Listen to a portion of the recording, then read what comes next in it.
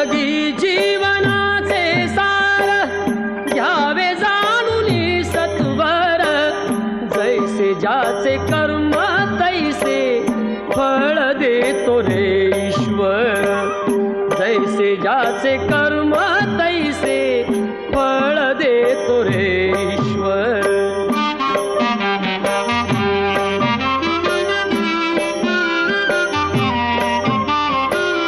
क्षणिक सुखासाठी अपुऱ्या